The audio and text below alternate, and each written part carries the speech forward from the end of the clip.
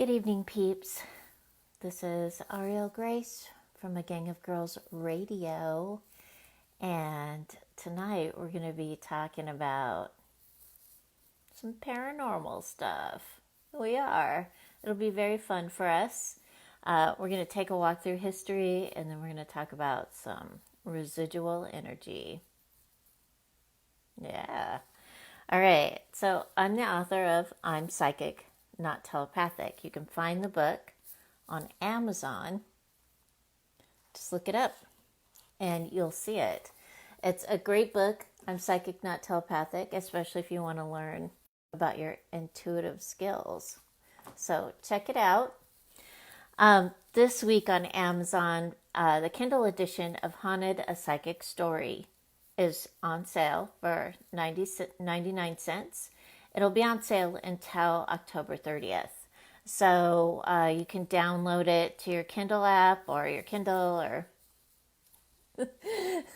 it's a pretty good book. So it's also another good starter book, and it focuses a lot on psychic kids. So that'll help you out. Hey, Maggie. Hi, Bonnie. Hey, Kathy. All right, so I'm going to write the newsletter this week for November. And so if you want to receive the newsletter, you can go to aurielgrace.net and sign up for it. It'll have, like, I'm putting some of the books on sale, the Kindle edition books, Kindle Unlimited. They're going on sale next month because it's their birthday. So they got to show off. So the books so far that are going to be on sale are the Goddess Trilogy and I'm Psychic, Not Telepathic. I believe Clarity with Purpose will be on sale. And I think Angels will be on sale at the end of the month. So you can check that out, and there will be links there to them and all that. So you can just click the link and go buy them. Okay? All right. So I'm also doing the November special. It's all month, all of November. That's why it's called the November special. And it's $60 for 45 minutes. I've started to book because it is an annual special. I've been running it for years now. So if you'd like an appointment with me, you can email me at agangofgirlsinc@gmail.com and I'll get you booked in. Okay? It'll be fun for you. Also, Mercury is still in retrograde. So I'm sorry, but it's going to be in retrograde until November 3rd, I think. Then it goes direct. So for those of you who are having some issues, maybe electronical issues, or I don't know, like emails going astray, losing your keys, all that good stuff, Mercury is in retrograde. And that kind of stuff happens during that time, during this time. So, try to be patient, take a breath with that, okay? And just know that, yes, it does end. It ends on 11/3. So everything will be okay after that. Well, I don't know about okay, but it'll be better. Hey, Iris. Hi, Mary. Sandy, Bo Bandy. Yeah, cool. Okay. So, hey, Kathy. Okay, so now some of us, I did a lot of readings last month, and there's a lot of people that are discouraged, depressed, anxious. Anyone that is having hey, Mary, prosperity issues, things like that. There is this thing, it's called COVID Cares, and each state and county has set aside money for this.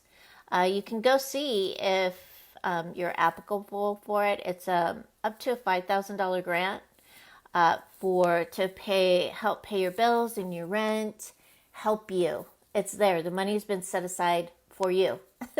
Please tell your friends, your neighbors, your relatives, whoever is having money issues, if they're able to get it, it would be great. I don't think it takes very long for them to figure out if you get it or not. So that can save you a month's worth of basic care worries. It can help you. So try it. Look it up. It's the COVID Care Act, and it is money that's been set aside for people that are having issues because of COVID. All right. And you can look it up in your county. Look up your county. All right. And see it. Because I've looked it up for other clients, and there are some people that are taking full advantage of it right now. So, and you should, because that's what it's been set aside for. Okay. All right. So remember to wrap everybody up in pink blankets because it's been a crazy month. So if you lose patience with peeps, see them in a nice pink love blanket and just give them some love. Okay? Because everybody could use some love about now. All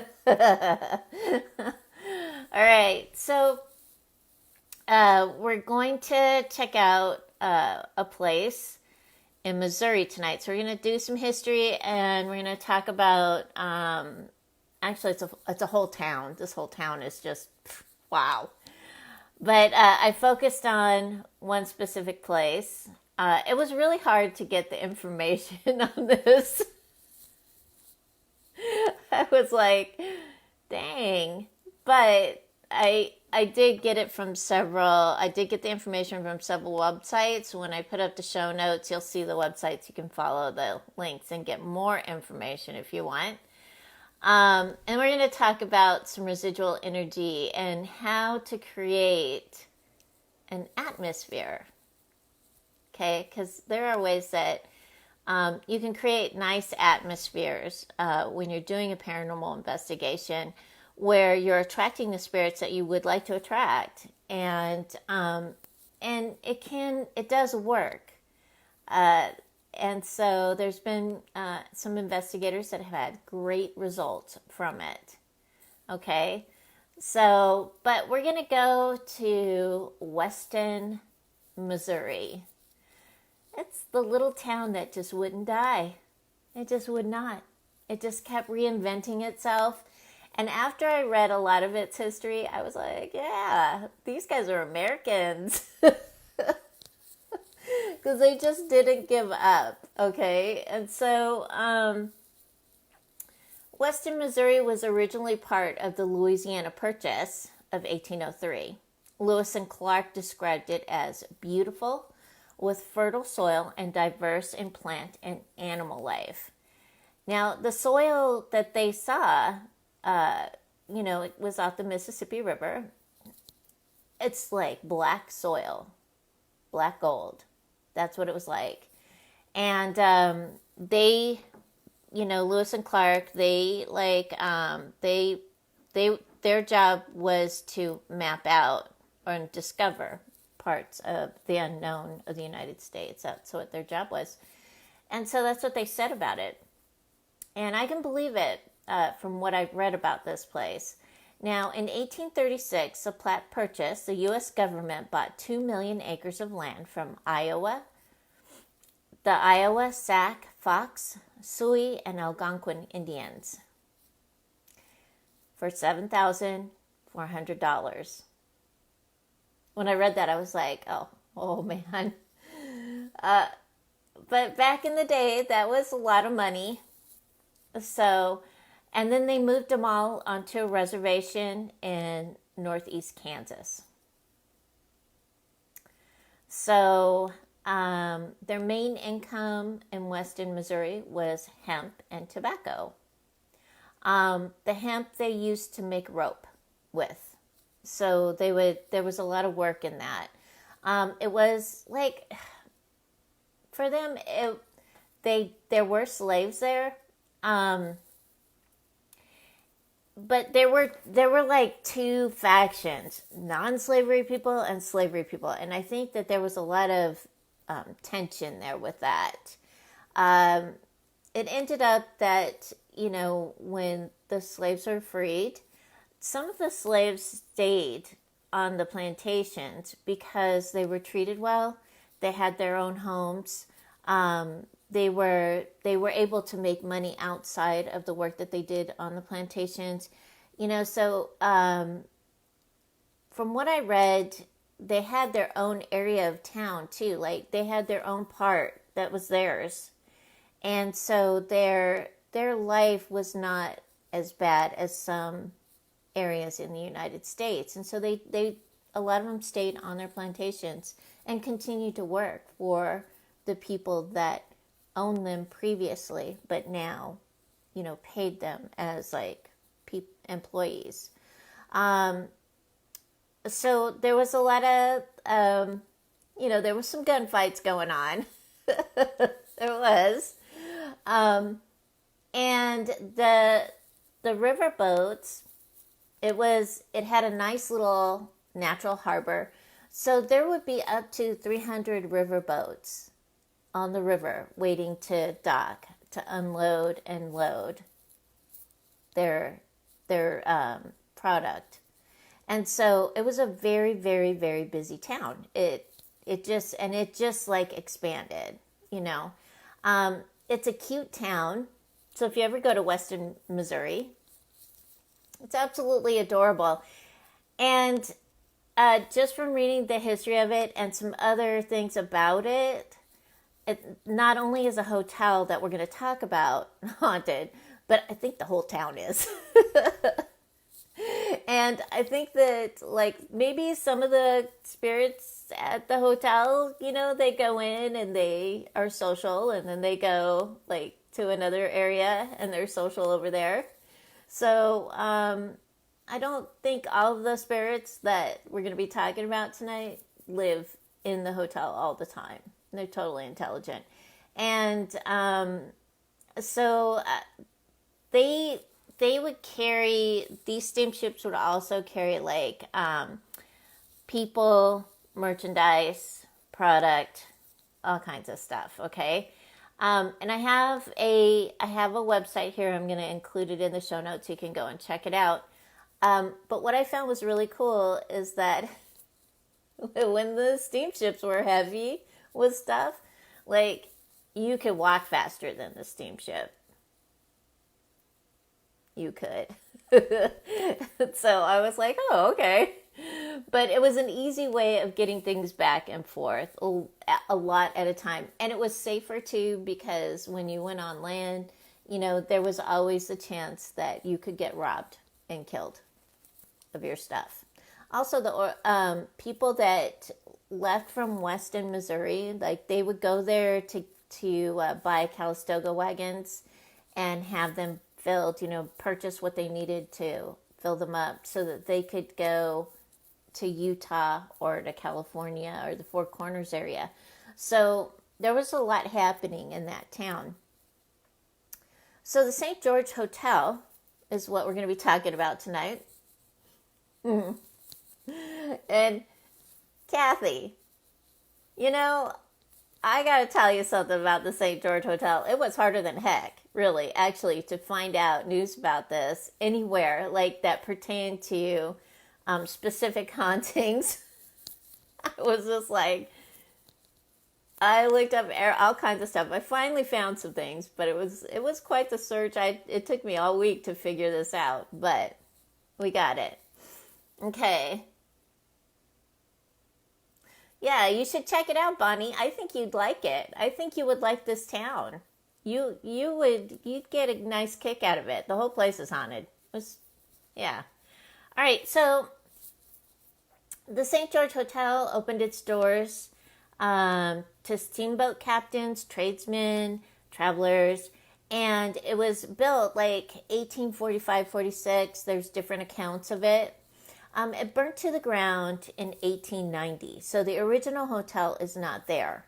They rebuilt the hotel, and we'll talk about that in a minute. But so its original old owner was Ben Holliday.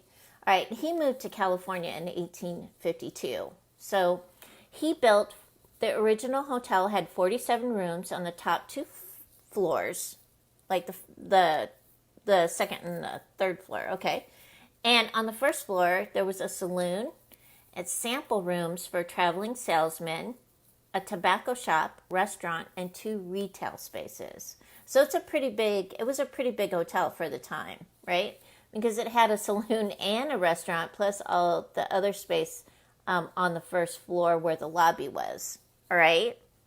So today, the St. George Hotel offers an escape from the rigors of urban everyday life. It remains a historic destination, and it is, offering within its remodeled 26 guest rooms elements of comfort, relaxation, and the timeless serenity of small town ambience. I'm not so sure that works with this hotel, but okay. That's what it says now on the hotel page. Like, that's what it says. So the hotel bar features Weston produced beer, wine, spirits, as well as a full service coffee and soft drinks. All right, so the St. George Hotel is on 500 Main Street in Weston, Missouri. All right. And you can look it up. It's a pretty hotel. I mean, it's nice. It looks nice on the outside. It does actually. I've got like a website address here for it. Now, when I was looking it up, people were really vague about the hauntings. And I tried to find it like on YouTube, and I tried to find it in other video things that I look at. And I also Googled it. I did a lot of Googling. So, because the hotel burnt down, okay, there were people in the hotel when it burnt, and some people died in the hotel. And from what I understand, that's what they think is haunting the hotel, are these people that burnt in it. Now, I don't think those are the only spirits in this hotel, but it's room 302 and 303, just in case you investigators need to go check it out. Room 302 and 303 is haunted. They're saying that it's just one child, but I think it's probably more than one child.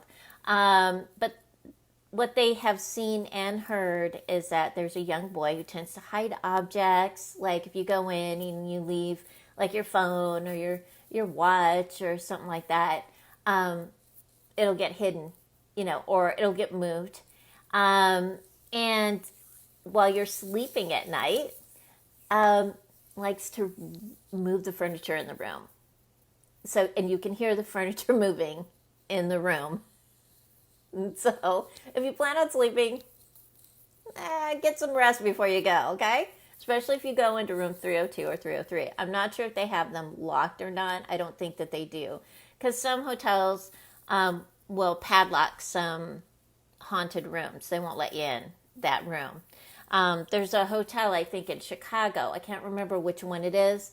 But they have a padlock and a bar, I think, across the door so that nobody can get in this room because people have been scared senseless going in that room.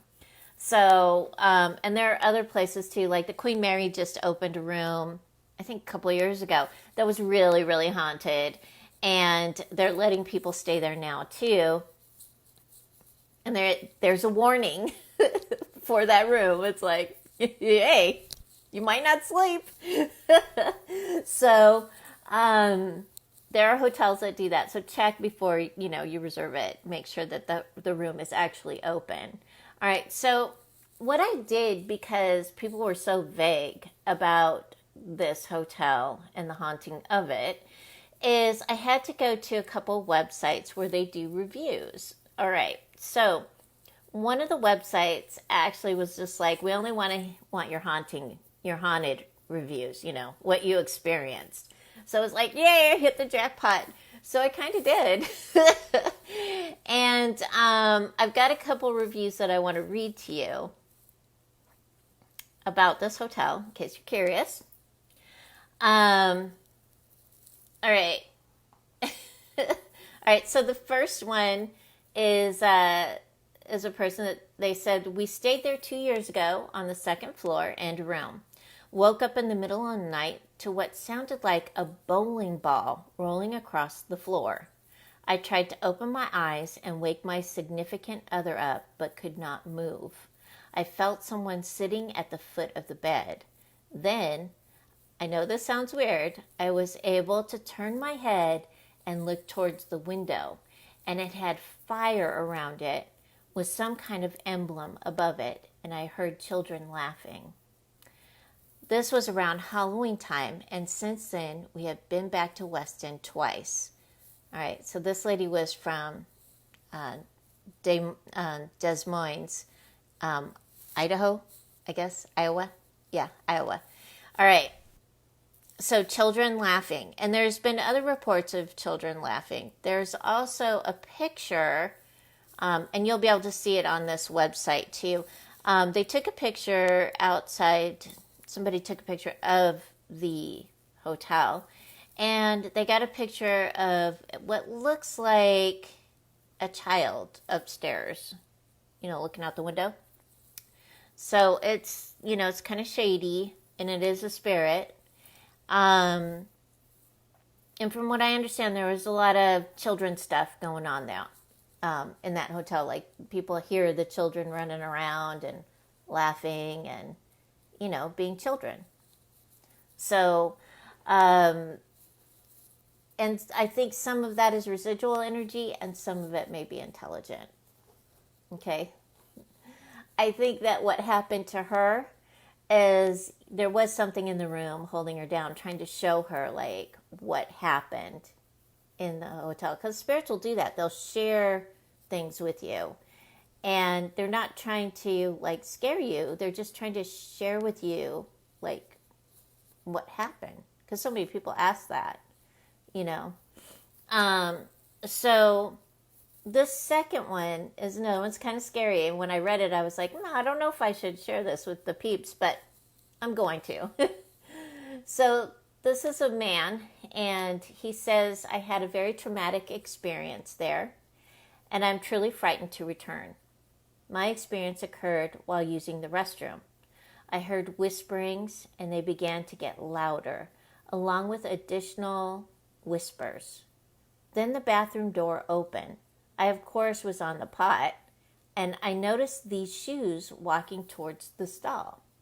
The shoes stopped facing the wall, then turned toward where the urinal was. I did not hear anyone peeing, and I said my cousin's name, thinking it might have been him. There was no reply, just a tune being whistled. Then I heard a cough. Then a few more grunts, followed by another cough. Then the shoes turned back towards the stall for a moment, turned and walked toward the door. The door opened, but nobody walked out, and nobody was in there, as whatever it was disappeared as 3 doors opened. The shoes were almost like moccasins with a loud, hard sole. They looked very dusty as well. What happened to me next is something I will never forget. I then had sharp stabbing pain in my chest and shoulder. I felt like someone was cutting into these areas. I felt this panic and terror take hold of me, and I went into full panic mode. I thought I was going to die, and it came out of nowhere. I began saying, "Someone help me," out loud. And I then began to message my wife. Then I tried to call, but my service there is horrible. I finally called my cousin and told him I was not doing well, and he advised me to eat, as it was late in the afternoon. And I hadn't eaten all day. I had a mimosa on the table, and I couldn't even drink it because I couldn't leave the restroom. My wife had a horrid feeling come over her when she heard us talking and ran to the restroom before he could even say anything to her. By this time, I was crying, and I felt very depressed, like I was on the verge of death. I was crying out, "Help me. God, please spare me." Finally, my wife knocked on the door to make sure no one was in there. Then she charged into the restroom.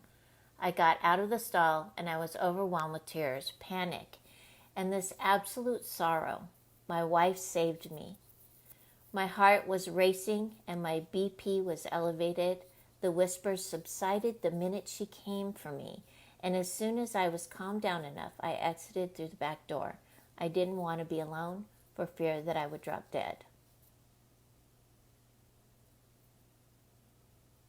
Who wants to visit this hotel now? Not me. So, all right.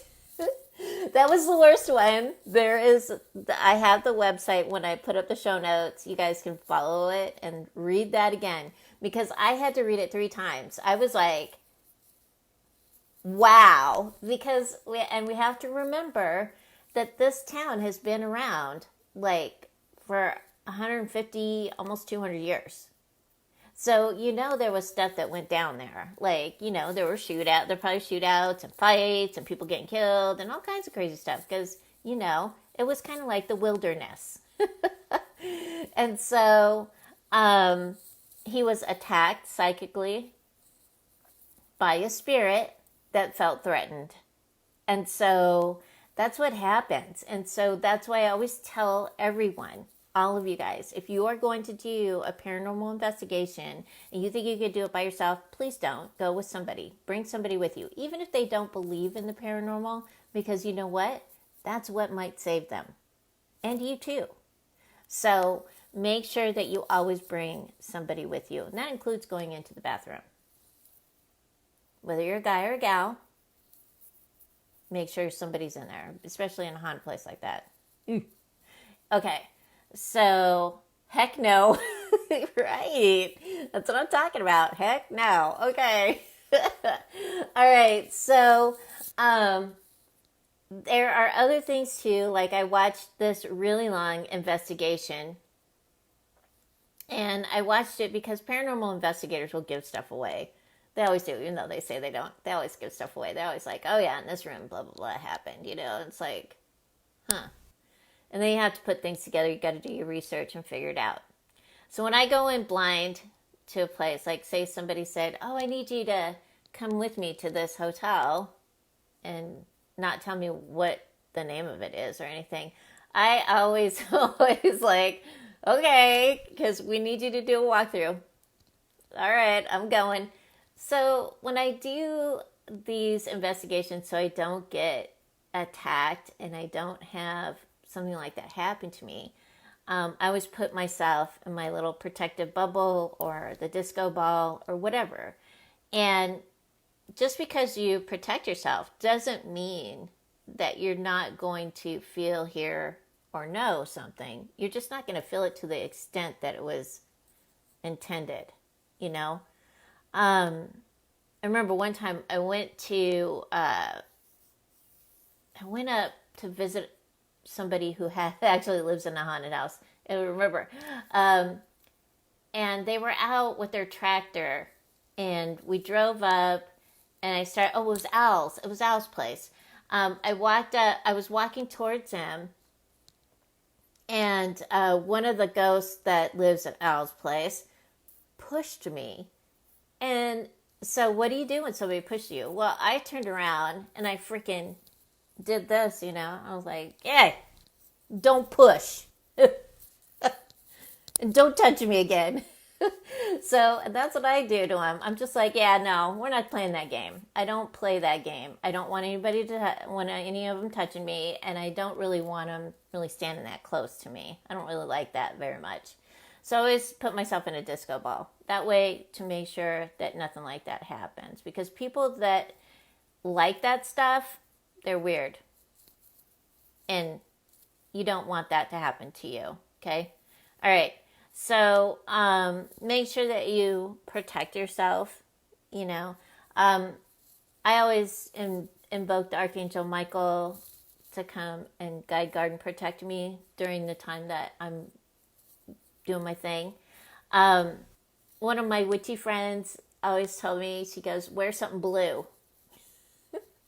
It's protective. Blue protects you. And I was like, okay. So whenever I go, even if it's socks, like the stripes on my socks, I got something blue on, right? So I try all kinds of stuff to make sure that, nothing bad happens to me. But I feel like the best thing that you can do is just visualize that protection around you. Put some white light in there, and just keep moving forward. Just keep moving through it. One of the things that I wanted to talk about tonight, and we really haven't talked a lot about, we've talked some about intelligent spirits, and we'll talk a little bit more about that, but I want to talk about residual haunting because sometimes people mistake it for intelligent. And residual haunting is that thing where you hear the banging on the walls and the footsteps and like maybe the clinking and clinking of glasses and plates being put out. And maybe like in this hotel, this Westin hotel, if you go in where the original kitchen was, you might hear some things going on in there. And that's all like residual energy, you know. So that is energy that is, you know, it's still happening today because it happened so much that it's just stuck in the walls. It's energy that's still manifesting. And it may still be manifesting because the place is still, and I'm using the hotel as an example, because the place is still a hotel. You know, so then you've got like the hotel from before when it was burnt down, and that was very tragic too. So because of that tragedy, it's that energy is very impactful, and so it'll stay in the area. Just like if you go to Gettysburg, you know, it was so tragic and it was so intense that you can still hear like gunfire going off there. Sometimes you can hear the soldiers rustling through the leaves and the trees and all that. You can hear that residual energy, right? And some people think it's intelligent. Well, unless you see that grass move or like you feel cold, like the cold, people feel cold, or you feel something, it's residual energy. And a lot of people will freak themselves out over in residual energy. Like they'll hear, you know, the pitter patter of feet and they'll get freaked out. There's no reason to get freaked out from it. It's energy that's just keeps on. It's like an echo that just keeps echoing and echoing and echoing. Okay, so that's what residual energy is. And I know some of you who have gone on some investigations and stuff like that, you've probably like heard that, you know, and maybe it freaked you out. Don't get freaked out because of that. All right.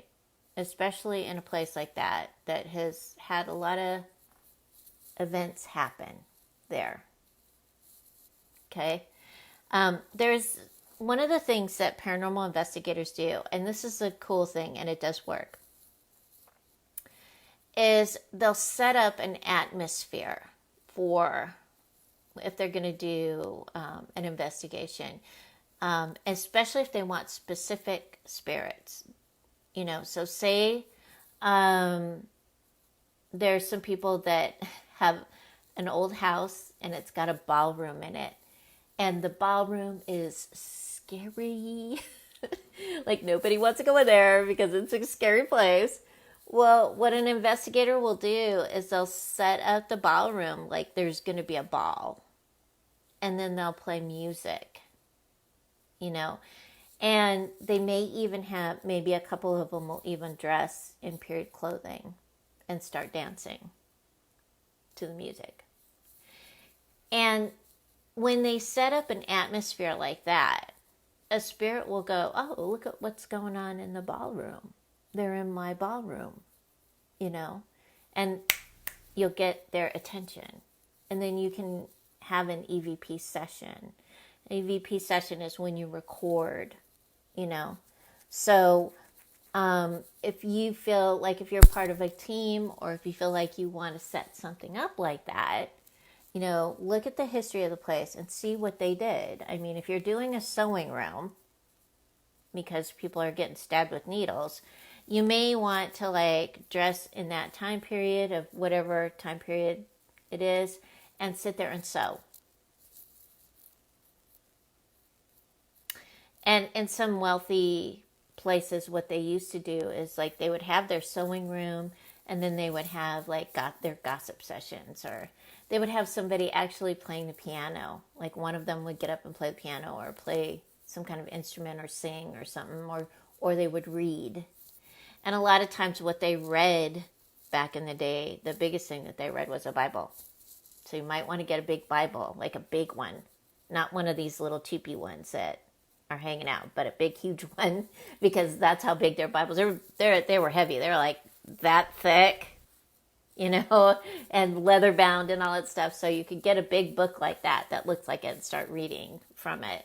So these are ideas that you can try out if you're going to be investigating and you want results or you want to clear the house, because sometimes you have to go to an extreme to clear a place, especially if somebody's getting needles thrown at them or if, they're getting scared senseless, So you want to clear that out because you want whatever things to be enjoyable, right?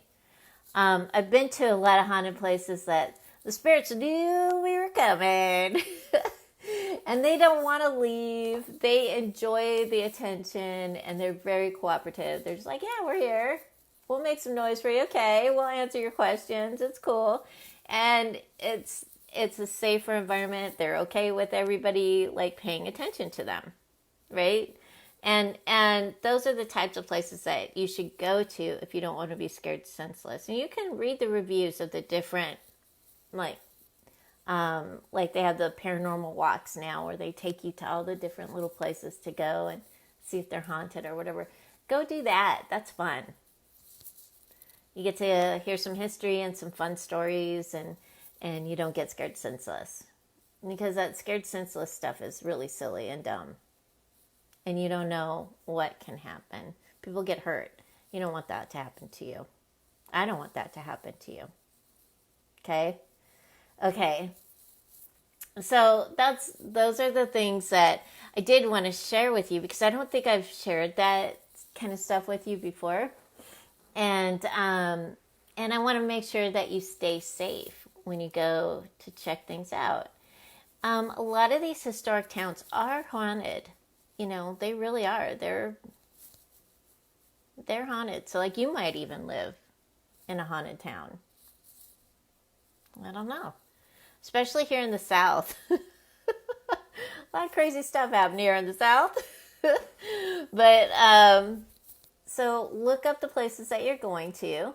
Make sure that you're going to be safe and that there isn't something there that might, make you feel like you're going to die if you go to the bathroom. That is not good. All right. For those of you who are into crystals and stuff like that, you can find epidote. Epidote is black. And that's a good thing to have in your pocket. It's a great protective stone. Tourmaline is a great protective stone. Obsidian is a great protective stone. And amber. Okay. So those 4 things. Those are great. So if you have any of that before you go into a place like that, stick it in your pocket. If it's jewelry, wear it, so that way you're not, you're starting with something. Okay. Plus your disco ball. All right.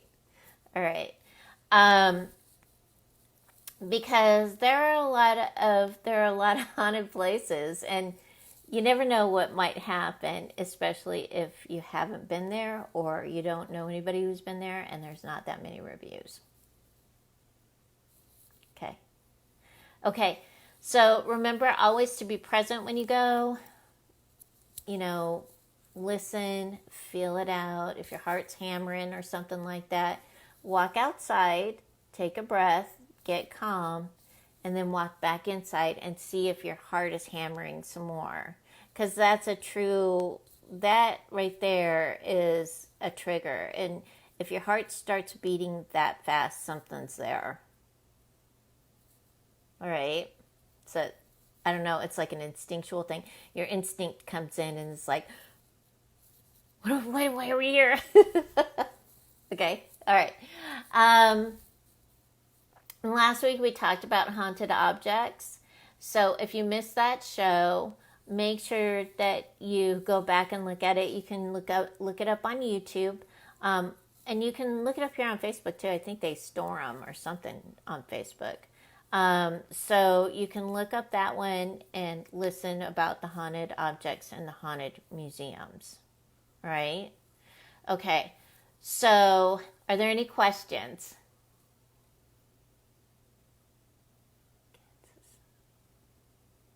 Yeah. Yeah, I wouldn't. I don't want to. I have absolutely no interest in going to the Sally house, nor do I. I'm not looking to look it up. And nah, I don't want to know anything about that house. I know what's in there, and yeah. Because when you research something, this is the thing: is you like kind of make a little connection to it, and I don't want to connect it all to that place.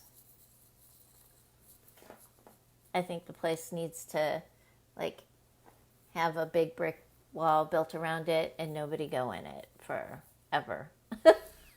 It's one of those places. So, Bonnie, don't go back there again because you don't know what you're going to bring home, okay? All right. Okay, so, but make sure everybody stays safe. Remember, always when you go investigating, yeah, thanks, Bonnie. Oh, thank you. Yeah, don't go back there. Um, like places like the Winchester House, that would be a good place for you. You would probably like that. That's in California, though. Um, yeah, thank you. All right, good. I'm only saying that because, I care about you. I don't want you to bring something home with you. Okay. Okay. So remember, always have a buddy. Bring a little first aid kit. Have a flashlight. If you're going to be recording, bring a recorder. And if you're going to be taking pictures, use your phone or camera or whatever. But make sure that you don't go anywhere where you think you might get hurt or that the floor looks like it's going to cave in or anything like that. You can always walk around a place because even outside, like intelligent spirits will see you. They're aware. So they'll come and check you out even if you're outside. Okay? You don't have to go into places that are, that don't look safe.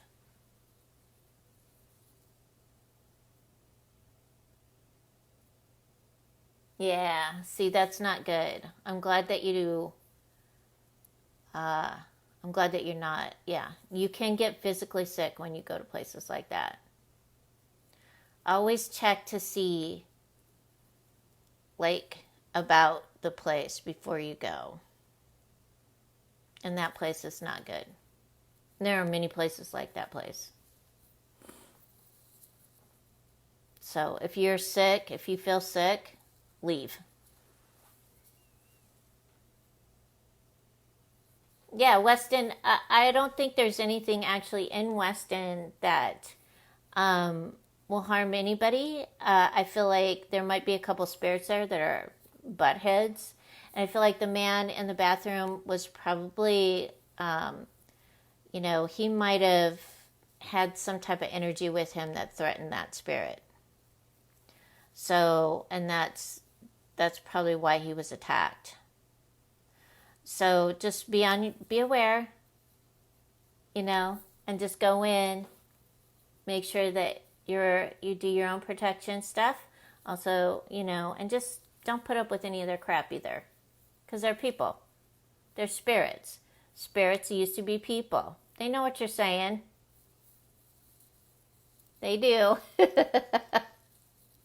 So, just make sure that you're always with somebody. Okay? Especially when you're going into cities that are like that are just, intense. Yeah. All right. All right, cool. Well, this is the last show that we're going to do on paranormal stuff for a while. Next month is November. And so it is, I always share like gratitude. We always talk about gratitude. We always talk about Thanksgiving and intention and creation. And so for those of you who need to change your lives, you may want to tune in next month because we're going to be talking about that. it is gratitude month, so start thinking about what are you grateful for. And next week we'll talk about All Souls Day and All Saints Day, because hey, that's what day it's going to be, right? I think it's November 2nd, maybe. No, November 1st.